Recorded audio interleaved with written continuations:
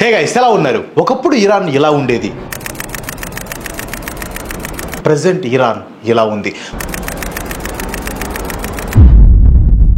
ప్రపంచ దేశాల్లో చాలా వరకు జరిగిన విప్లవాలు డెమోక్రటిక్ గవర్నమెంట్ కోసం, కమ్యూనిస్ట్ గవర్నమెంట్ కోసం, మరేదైనా దానికోసం జరిగాయి. But for the first time ఒక మతపరమైన గవర్నమెంట్ కావాలని జరిగిన రెవల్యూషన్ 1979లో జరిగిన Iran Islamic revolution. Western influence అనేది తమ మీద ఉండకూడదని, ఇస్లాంలో ఉన్న చట్టాల ప్రకారమే ఇరాన్ మొత్తం నడవాలి అనే మెయిన్ మోటోతో ఉన్న ఈ ఇరానియన్ ఇస్లామిక్ రెవల్యూషన్ వెనక చాలా పెద్ద కథే ఉంది. అదంతా చెప్పాలంటే కొన్ని గంటల డాక్యుమెంటరీ అవుతుంది. బట్ నేను వీలైనంత షార్ప్గా, సింపుల్గా మీకు అర్థమయ్యేలా చెప్పడానికి ట్రై చేస్తాను. 1794 నుంచి 1925 వరకు కాజర్ డైనాసిటీ ఇరాన్ని పాలించింది. ఈ టైంలో బ్రిటన్ అండ్ రష్యాకి ఇరాన్ మీద కన్ను ఉంది. ముఖ్యంగా బ్రిటన్కి ఇరాన్లోని ఆయిల్ రిజర్వ్స్ని బాగా దోచుకునేది. ఈ డైనాసిటీ వాళ్ళు ప్రజల గురించి ఏమైనా పట్టించుకున్నారంటే అది లేదు. సో ప్రొటెస్టులు స్టార్ట్ చేశారు. చివరికి ఈ కాజర్ డైనాసిటీ కింగ్ అహ్మద్ షా కాజర్ని తొలగించారు. అప్పటిదాకా పిఎంగా ఉన్న రీజా ఖాన్ని బ్రిటన్ ఇరాన్ దేశంలో కింగ్ను చేస్తుంది. బ్రిటన్కి ఇరాన్లో ఇన్ఫ్లుయెన్స్ ఉంది కనుక ఇలా చేయగలిగింది. అలా రీజా ఖాన్ కింగ్ అయిన తర్వాత రీజా షా పహలావి అయ్యాడనమాట. ఇక్కడ షా అంటే కింగ్ అని మీనింగ్, పహలావి అంటే మనోడు కొత్త డైనాసిటీ మీన్స్ కొత్త వంశం పేరు పెట్టాడనమాట. ఇలా నేమ్ మార్చుకున్న తర్వాత బ్రిటన్కి సపోర్ట్గా ఉంటూనే ఇరాన్లో అప్పటి వరకు ఉన్న నామ్స్ని చేంజ్ చేశాడు. రిలీజియస్ కోడ్స్ తీసేసి సెక్యులర్ కోడ్లు పెట్టారనమాట. ఉమెన్ ఎడ్యుకేషన్కి ఇంపార్టెన్స్ ఇచ్చాడు. ఉమెన్ ఎంపవర్మెంట్ పెరిగేలాగా డెసిషన్స్ తీసుకున్నాడు. హిజాబ్ని బ్యాన్ చేసి అమ్మాయిలు యూరోపియన్ డ్రెస్సెస్ని ఫాలో అవ్వాలి అని చెప్పాడు. పబ్లిక్లో ఎవరైనా హిజాబ్ వేసుకున్నారా అని పోలీసుల చేత చెక్ చేయించేవాడు. దీనివల్ల అమ్మాయిలు చాలా రంగాల్లో ఇంప్రూవ్ అయ్యారు. సో ఇరాన్లో మోడర్నైజేషన్ అనేది స్టార్ట్ అయిందనమాట. బట్ ఆ దేశంలో ఇస్లాంని ఫాలో అయ్యే చాలా మందికి ఇది నచ్చేది కాదు. ఇన్ కేస్ వాళ్ళు రీజా ఖాన్కి ఎదురు తిరిగితే అణిచివేసేవాడు. అధికారం మీద మక్కువ పెరిగింది. ఇరాన్పై బ్రిటన్ అండ్ రష్యాల ఇన్ఫ్లుయెన్స్ తగ్గించాడు. జర్మనీతో ట్రేడ్ రిలేషన్ పెట్టుకున్నాడు. కొంతకాలం తర్వాత వరల్డ్ వార్ 2 వచ్చిందనమాట. ఆ టైంలో ఇరాన్ దగ్గర ఉన్న క్రూడ్ ఆయిల్ని జర్మనీ తీసుకుని దాన్ని బ్రిటన్ అండ్ రష్యాకి ఎగనెస్ట్గా యూజ్ చేసే ఛాన్స్ ఉంది. సో అలా జరగకూడదంటే జర్మనీతో రిలేషన్ పెట్టుకున్న రీజా ఖాన్కి పవర్ ఉండకూడదు అని డిసైడ్ అయ్యాయన్నమాట. ఈ రెండు దేశాలు ఇరాన్ పైకి మిలిటరీని పంపించి అతన్ని 1941లో తీసేసి అతని కొడుకుని కింగ్ని చేశాయన్నమాట. అతని పేరే మహమ్మద్ రీజా. ఈ కొడుకే ఇస్లామిక్ రెవల్యూషన్లో one of the main character. ఇతను దేశం వదిలి వెళ్ళిపోవటం వల్లనే ఇరాన్ ఇప్పుడు ఇలా ఉంది. మనం స్టార్టింగ్లో ఇస్లామిక్ రెవల్యూషన్కి ముందు ఇరాన్ పీపుల్ ఎలా ఉన్నారు అని చూపించే కదా, అది ఇతను ఉన్నప్పుడే అనమాట. సో దాని గురించి వీడియోలో తర్వాత వస్తుంది. ఈ మహమ్మద్ రీజా రూలింగ్లోకి వచ్చిన వెంటనే హిజాబ్ బ్యాన్ని తీసేశాడు. ఆ చాయిస్ని అమ్మాయిలకే వదిలేశాడు అనమాట. వాళ్ళ తండ్రి బ్యాన్ చేసిన పొలిటికల్ పార్టీని కూడా తీసేయడంతో చాలా పొలిటికల్ పార్టీస్ స్టార్ట్ అయ్యాయి. బట్ పార్లమెంట్లో మాత్రం తన సపోర్టర్స్ మాత్రమే ఉండేలా చూసుకునేవాడు. దీనివల్ల ప్రజలకి కోపం వచ్చింది. ఈ కోపంతో పాటు ఇంకో కోపం కూడా కొందరికి ఉంది. అదే ఇస్లామిక్ రూల్స్ని పట్టించుకోకుండా వెస్ట్రన్ కల్చర్ని ఇరాన్లో చాలా ఎక్కువగా ఇంప్లిమెంట్ చేస్తూ దేశం మొత్తాన్ని, కల్చర్ మొత్తాన్ని సర్వనాశనం చేస్తున్నాడు అని. సో ఆ నాశనం తగ్గాలంటే పీపుల్ ఎలక్ట్ చేసిన పర్సన్ ప్రైమ్ మినిస్టర్గా ఉండాలి. దానికోసం ప్రజలు ధర్నాలు చేశారు, ఎలక్షన్స్ పెట్టాలని నిరసనలు చేశారు. సో చివరికి మహమ్మద్ రీజాకి ఇంకా లేట్ చేస్తే విషయం చేయి దాటిపోతుంది అనే విషయం అర్థమైంది. దాంతో 1951లో ఎలక్షన్స్ జరిగాయి. మహమ్మద్ మొసాదే ప్రైమ్ మినిస్టర్ అయ్యాడు. ప్రజల చేత ఎన్నుకోబడిన పర్సన్ కనుక అధికారంలోకి వచ్చిన వెంటనే ఆయిల్ రిజర్వ్స్ని నేషనలైజ్ చేసి బ్రిటన్ వీటిని తీసుకోకుండా చేశాడు. దీంతో బ్రిటన్ ఇరాన్ పై శాంక్షన్స్ ని విధించింది. ఇతన్ని పదవి నుంచి దించేయాలి అనుకుంది. అది తెలిసిన ఈ పిఎం అది జరగకముందే బ్రిటన్ ని ఎనిమీ కంట్రీగా డిక్లేర్ చేశాడు. దాంతో ఈ సిచ్యువేషన్ ని బ్రిటన్ హ్యాండిల్ చేయలేక అమెరికాని హెల్ప్ అడిగింది. బట్ అమెరికా మాత్రం నో చెప్పింది. బట్ అది జరిగిన కొన్ని రోజులకే అమెరికాలో ఎలక్షన్స్ వచ్చి government మారిందనమాట. Dwight D Ehsaan hover అనే పర్సన్ ప్రెసిడెంట్ అయ్యాడు. ఇతను బ్రిటన్కి సపోర్ట్ చేస్తా అన్నాడు. అలా అమెరికా తన ఇన్ఫ్లుయెన్స్తో ఫేక్ ప్రాపగండాని స్ప్రెడ్ చేసి చివరికి పిఎంని అరెస్ట్ చేసింది. దాంతో పవర్స్ అన్ని మహమ్మద్ రీజాకి వచ్చాయన్నమాట. దీనివల్ల బ్రిటన్కి బెనిఫిట్ అయింది. ఎందుకంటే ఆయిల్ రిజర్వ్స్ ని యూజ్ చేసుకోవచ్చు కదా. ఇక్కడ మహమ్మద్ రీజాకి ఫుల్ పవర్స్ ఇచ్చింది అమెరికా కనుక ఇక నుంచి ఇతను అమెరికా చెప్పింది చేయాల్సి వచ్చింది. 1957లో యుఎస్ అండ్ ఇజ్రాయెల్ ఇంటెలిజెన్స్ సర్వీసెస్ని యూజ్ చేసుకుని మహమ్మద్ రిజా తన కంట్రీలో తనకి ఎగనెస్ట్గా ఉన్న వారిని అణిచివేసేవాడంట. ఇక్కడ మీరు గ్రహించాల్సిన విషయం ఏంటంటే ఈ టైంకి అమెరికా చేతిలో ఇరాన్ ఉంది, బట్ ప్రజెంట్ మాత్రం అమెరికా అండ్ ఇరాన్ బద్ధ శత్రువులుగా ఉన్నారు. అలాగే ప్రజెంట్ ఇజ్రాయెల్ అండ్ ఇరాన్ బాంబులు వేసుకుంటున్నా కానీ 1957లో మాత్రం వాళ్ళిద్దరు కలిసే ఉన్నారనమాట. వై ఇది మీకు లేటర్ వీడియోలో తెలుస్తుంది. ఈ మహమ్మద్ రిజా తనకి ఎదురు తిరిగిన వాళ్ళని అణిచివేస్తుంటే మరోవైపు తన దేశం నడవాలంటే డెవలప్మెంట్ తప్పనిసరి అని అర్థం చేసుకుని వైట్ రెవల్యూషన్ కి 1963లో నాంది పలికాడు. పీస్ఫుల్ గా గొడవలు జరగకుండా రక్తపాతాలు లేకుండా డెవలప్ చేయాలి అనే ఉద్దేశంతోనే వైట్ రెవల్యూషన్ అనే పేరు పెట్టాడు. బట్ ఇదే ఆ తర్వాత ఎన్నో గొడవలకి దారితీస్తుంది. ఇదే ఇస్లామిక్ రెవల్యూషన్ కి ఫౌండేషన్ అయింది. ఈ వైట్ రెవల్యూషన్ లో భాగంగా ఫ్యాక్టరీస్ అండ్ ఇన్ఫ్రాస్ట్రక్చర్స్ ని ఫుల్ గా డెవలప్ చేశాడు. ఆయిల్ రిజర్వ్స్ ని ఫుల్ గా యూజ్ చేసుకున్నాడు. దాంతో కంట్రీ ర్యాపిడ్ గా డెవలప్ అయింది. ఆ టైంలోనే ఉమెన్ ఎంపవర్మెంట్ కి ఇంపార్టెన్స్ ఇస్తూ మొట్టమొదటిసారిగా వాళ్ళకి ఓటు హక్కుని కల్పించాడు. అమ్మాయిలకి చదువుకునే అవకాశాన్ని కల్పించాడు. అమెరికా ఇన్ఫ్లుయెన్స్, ఫ్యాషన్ అండ్ కల్చర్ని ఇరాన్లో బాగా స్ప్రెడ్ చేయించాడు. టోటల్గా చెప్పాలంటే ఇరాన్ మొత్తం అమెరికా కల్చర్తో నిండిపోయింది. సేమ్ ఇదే పని వాళ్ళ నాన్న కూడా చేశాడు. అప్పుడే ప్రజలు ఎదురు తిరిగినప్పుడు ఇప్పుడు అవ్వకుండా ఉంటారు చెప్పండి. ఇతనికి ఎగనెస్ట్గా ధర్నాలు చేశారు. అది కూడా అంతకు ముందు ఏనాడు లేని విధంగా. మెయిన్గా ఆర్థడాక్స్ ముస్లిమ్స్ వ్యతిరేకత బాగా స్టార్ట్ అయిందనమాట. ఇస్లాం ఆచారాలని మంట కలుపుతున్నాడని, ఇస్లాం రూల్స్ ప్రకారం పరిపాలన చేయట్లేదని, ఆడవాళ్ళకి హక్కులు ఇచ్చారని గోల చేయడం స్టార్ట్ చేశారు. అలాగే వైట్ రెవల్యూషన్లో పూర్ పీపుల్ బ్రతుకులు పెద్దగా ఏమీ బాగుపడలేదు.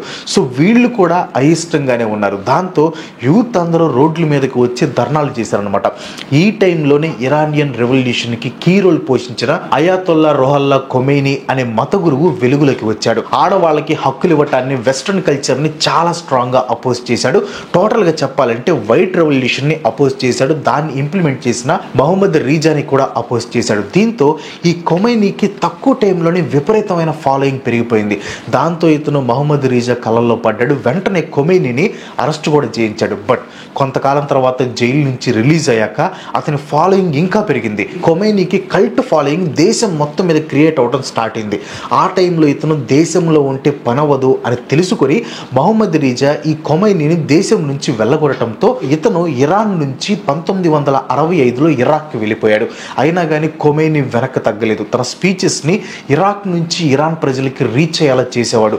కంటిన్యూస్గా ఇరాన్ పీపుల్తో టచ్లో ఉండేవాడు. అలా టచ్లో ఉండే టైంలోనే ఖొమైనీ తన ఇరానియన్ పీపుల్కి ఒక మెసేజ్ని అందించాడు. అదేంటంటే విలాయత్ ఈ ఫకీ అనే కాన్సెప్ట్ని ఇరాన్లో ఇంప్లిమెంట్ చేస్తాను అని. ఈ విలాయత్ ఈ ఫకీకి మీనింగ్ ఒక కంట్రీని ఇస్లామిక్ పద్ధతిలో అల్లా చూపించిన మార్గంలో ఒక క్వాలిఫైడ్ ఇస్లామిక్ స్కాలర్ చేత పరిపాలన చేయటం అని అర్థం అనమాట. ఒక దేశాన్ని కేవలం ఇస్లాం మత ఆచారాలను పాటిస్తూ మాత్రమే పరిపాలన చేస్తారని, అలా చేయటం వల్ల దేవుడి చూపు అందరి మీద సమానంగా ఉంటుంది కనుక అందరూ మంచిగా ఉంటారు అని చెప్పడంతో ఇరాన్ మొత్తం ఖొమైనీ పేరు మారుమోగిపోయింది. అందరూ దేవుడి దారిలోనే పరిపాలన కావాలి అని కోరుకోవడం స్టార్ట్ చేశారు. ఇదే టైంలో మహమ్మద్ రిజా చేసిన ఒక పిచ్చి పని వల్ల మహమ్మద్ రిజా అసలు కింగ్గా పనికిరాడు, శుద్ధ దండగా అని ప్రజలు అనుకున్నారు. ఆ ఇన్సిడెంట్ 1971 టైంలో జరిగింది.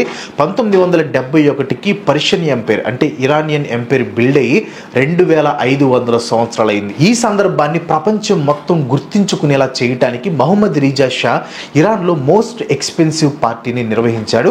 5 రోజులు జరిగిన ఈ పార్టీకి 1971లోనే అయిన ఖర్చు $100 మిలియన్. ప్రజెంట్ లెక్కల ప్రకారం అయితే $800 మిలియన్. దీన్ని మన ఇండియన్ రూపీస్లో చూస్తే 66,400 కోట్ల రూపాయలని 5 రోజుల్లో ఖర్చు పెట్టేశాడు. ఇంత డబ్బుని బూడిదలో పోసిన పన్నీర్లా వేస్ట్ చేయటం ప్రజలకు నచ్చలేదు. బట్ ఆ విషయం మహమ్మద్ రిజా పట్టించుకోలేదు. పైగా తనని అపోజ్ చేసిన పొలిటికల్ లీడర్స్ని జైల్లో పెట్టేవాడు, మీడియాని కంట్రోల్ చేసేవాడు. ఇవన్నీ అక్యుములేట్ అయ్యి చివరికి 1977లో మహమ్మద్ రిజా మీద ప్రజలందరూ ఒక్కసారిగా తిరగబడ్డారు. ఆ టైంలో పెద్ద పెద్ద గొడవలే జరిగాయి. అది కాక ప్రజల కోపం డబుల్ అవ్వటానికి ఇదే టైంలో ఇంకో ఇన్సిడెంట్ కూడా కూడా తోడైంది. అదే ఈ ఖొమైనీ వాళ్ళ కొడుకు అనుమానాస్పద స్థితిలో చనిపోవటం. ఖొమైనీ మీద పగతో మహమ్మద్ రీజానే వాళ్ళ కొడుకుని చంపించాడు అని ఇరాన్ ప్రజలందరూ నమ్మారు. ఇవన్నీ చూసిన మహమ్మద్ రీజా ఖొమైనీకి ఇరాన్ ప్రజలకి కనెక్షన్ లేకుండా చేయాలి అనుకున్నాడు. ఖొమైనీని ఇరాన్ నుంచి పంపిస్తే 1965 నుంచి ఇరాక్ లోనే ఉన్నాడు అని చెప్పాను కదా. 1978 టైంకి ఇరాక్ కి వైస్ ప్రెసిడెంట్ గా సద్దాం హుస్సేన్ ఉన్నాడు. అతనితో మాట్లాడి ఈ ఖొమైనీని ఇరాక్ నుంచి 1978లో వెళ్ళగొట్టాడు అనమాట. దాంతో ఖొమైనీ ఫ్రాన్స్ కి వెళ్ళిపోయాడు. ఇలా కనెక్షన్ కట్ చేస్తే ఇరాన్ ప్రజలు కామ్ అయిపోతారు, సో ఐఎమ్ సేఫ్ అని మహమ్మద్ రీజా అనుకున్నాడు. బట్ అది రివర్స్ అయింది. ప్రజలు కోపంతో ఊగిపోయారు. అదే ఈ రాజుని పారిపోయేలా చేసిన ఇరానియన్ ఇస్లామిక్ రెవల్యూషన్ కి నాందైంది. 7th జనవరి 1978 ఒక ఇరానియన్ న్యూస్ పేపర్లో ఖొమైనీ గురించి రాస్తూ ఇతను ఒక బ్రిటిష్ ఏజెంట్ అని, మ్యాడ్ ఇండియన్ పోయిట్ అని కంపేర్ చేశారు. అది రాయించింది మహమ్మద్ రీజా అని మీకు కూడా తెలుసు. బట్ మ్యాడ్ ఇండియన్ పోయిట్ అని అనడానికి reason Khomeini speeches and writings ఎప్పుడు కూడా పెద్ద పెద్ద పదాలతో కాంప్లెక్స్గా ఉండేవంట. దాంట్లో నిజం ఎంత ఉందో పక్కన పెడితే దేశం మొత్తం దైవ ప్రవక్తలాగా చూస్తున్న ఖొమైనీని అలా అనటం ప్రజలకి అస్సలు నచ్చలేదు. వెంటనే లక్షల మంది బయటకు వచ్చి ధర్నాలు చేయటం, గొడవలు చేయటం స్టార్ట్ చేశారు. మహమ్మద్ రీజా రెసిడెన్స్ని కూడా చుట్టుముట్టేశారు. ఆ టైంలో జరిగిన గొడవల్లో పోలీసుల కాల్పుల్లో 300 మంది చనిపోయారు. ఈ ధర్నా అక్కడతో ఆగలేదు. రోజు రోజుకి పెరుగుతూనే ఉంది. లక్షల మంది జనం పోగవుతూనే ఉన్నారు. అంతకంతకి జనాలు రెచ్చిపోతూనే ఉన్నారు. అది ఎంతగా మితిమీరిపోయిందంటే ఇదే అదునుగా భావించి కొందరు ఇస్లామిక్ తీవ్రవాదులు 19th ఆగస్ట్ 1978లో ఇరాన్లో ఉండే సినిమా రెక్స్ అనే థియేటర్ డోర్స్ని లాక్ చేసి మరీ కాల్ చేశారు. ఆ టైంలో ఆ థియేటర్లో మూవీ చూస్తున్న 400 మంది జనాలకి తప్పించుకోవడానికి కూడా దారి లేక అతి దారుణంగా చనిపోయారు.